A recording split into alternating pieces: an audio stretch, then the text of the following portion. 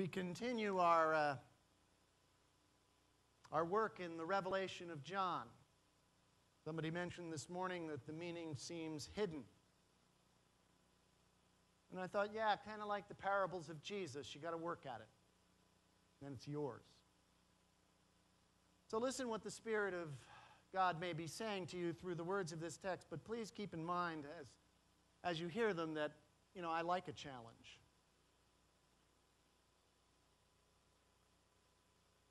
Then I saw the Ram of God open one of the seven seals, and I heard one of the four living creatures call out as with a voice of thunder, "Come!" I looked, and there was a white horse. Its rider had a bow, a crown was given to him, and he came out conquering and to conquer. And when the Ram opened the second seal, I heard the second living creature call out, "Come!" And out came another horse, bright red. Its rider was permitted to take peace from the earth so that people would slaughter one another. And this one was given a great sword. When the Ram opened the third seal, I heard the third living creature call out, "Come!" And I looked, and there was a black horse. Its rider held a pair of scales in his hand, and I heard what seemed to be a voice in the midst of the four living creatures, crying out, "A quart of wheat for a denarii, and 3 quarts of barley for a denarii. But do not do damage to the olive oil and the wine." When the Ram opened the fourth seal, I heard the voice of the fourth living creature call out, "Come!" And I looked, and there was a pale green horse. Its rider's name was Death, and Hades followed with him. They were given authority over a fourth of the earth to kill with sword, with famine, with pestilence, and with the wild animals of the earth. Hear what the Spirit is saying to our church. So preaching, as I have said many times before, is a conversation. A give and take. I put the next word out, and then you offer the next word after that, and maybe from time to time we have another preacher in the pulpit who offers a next word. Or at 8:30, Nancy Weens fixes my sermon. She's really good at that, by offering a next word. I mention it today, though, because half of the community got a new word from Jana Childers, the speaker at the retreat. And so I thought I'd just start this sermon by giving you kind of a capsule version of what she said, because I'd like to engage her in a certain amount of dialogue.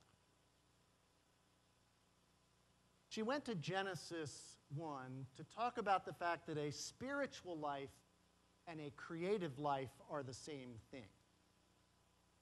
Genesis 1, in the beginning when God created the heavens and the earth was a formless void. Darkness covered the face of the deep, and she made a point of that deep. The Hebrew word is tohu vabohu. It's this morass, it's this chaotic mess. It's the thing that we're afraid of because it can swallow us up and destroy us. The tohu vabohu. And the Spirit, or a wind from God, hovered over the deep. And God said, "Let there be light," and there was light. As if the first moment of creation was created out of this moment, out of this mess that we're afraid of. Towards the end of that poem, we are referred to as the image of God, the imago Dei.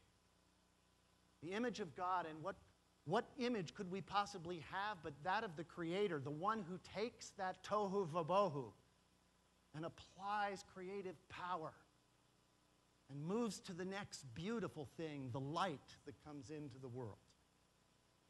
The creative life, the taking of the difficult and making something beautiful, that is the image of God that lives and sparks within us. It is a spiritual task to create at all levels.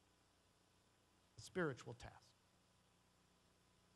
Now, Jana had a good time kind of going through the patterns of creation that we see in creation itself and that we see human beings sometimes using as well, as if to reflect the creative image of God. And in order to do that, she talked about Fibonacci numbers. Fibonacci numbers. I brought some slides, but they're not all the same ones as hers. And so what you have up here is you start with 0 and 1, okay, and then you add them together and you get 1. You add 1 and 1 together, you get 2. 2 and 1, you get 3. 3 and 2, you get 5. 5 and 3, you get 8. You got the picture? Okay, so you're going to add the 2 before it to get the next one, the Fibonacci sequence. And when you work out those numbers in the formulas, you can get a geographic pattern out of them. Okay? It plays out in squares. So you have your 2 1s there, and you have a 2 and a 3 and a 5, and they reflect the shapes as you go around. If you have the tangent of those squares, you just go around like that. And just to get a little animated icon up there, you can see how maybe it works here. 2, 3, 5.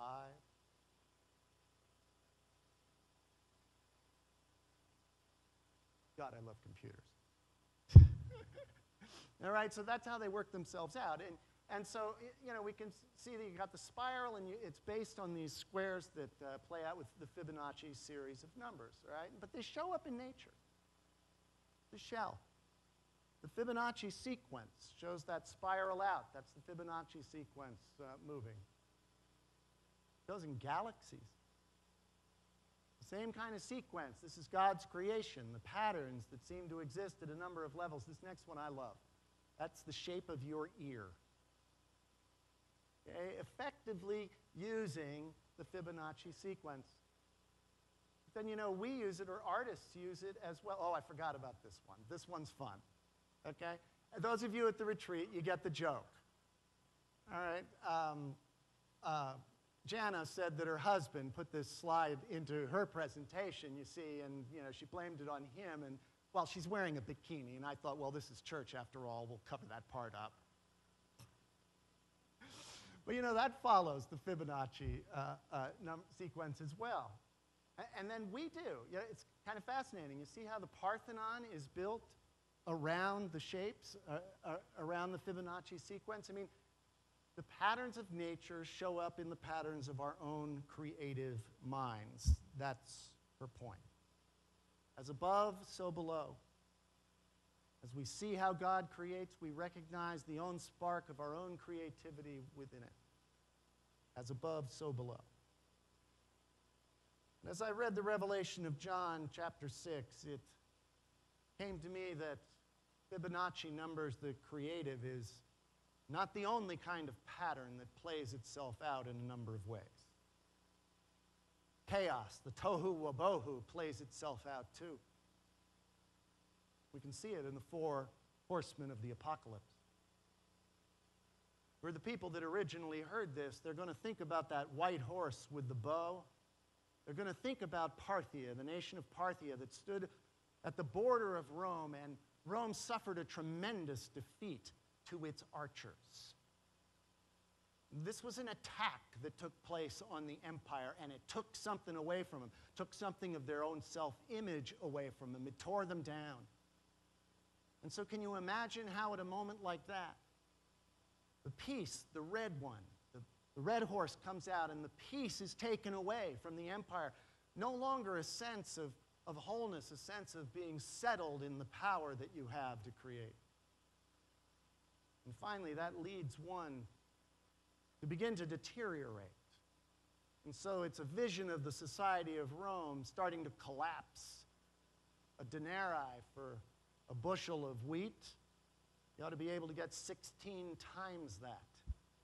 The economic structure of the society is falling apart, crumbling all around them. That's the vision that John paints.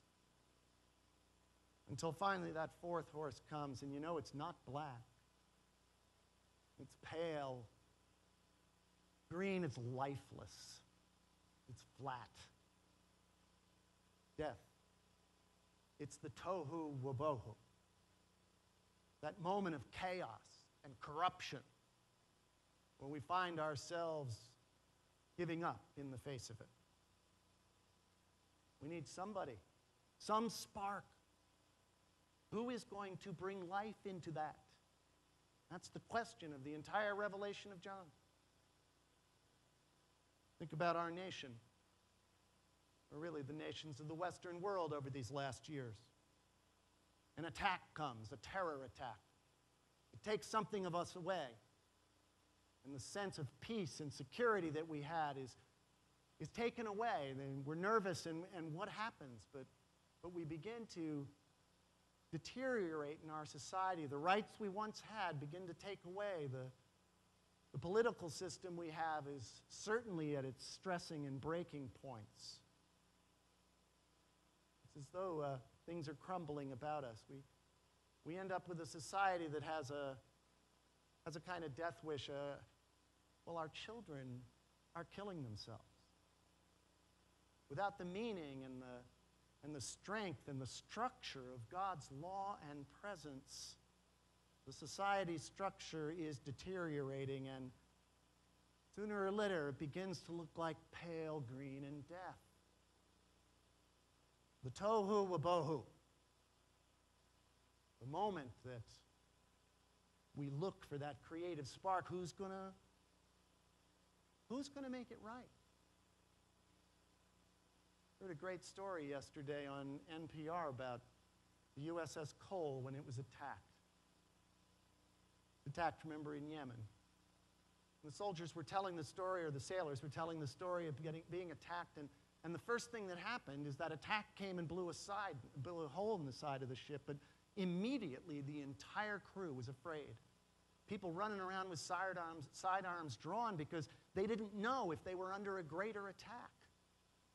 And then they found that the entire structure of the ship, the command structure, had begun to break down because they didn't have the people they needed, and the structure of the ship itself was starting to falter. The water was pouring in. They would close off bulkhead after bulkhead, trying to keep that ship afloat. They tried everything, but the power went out.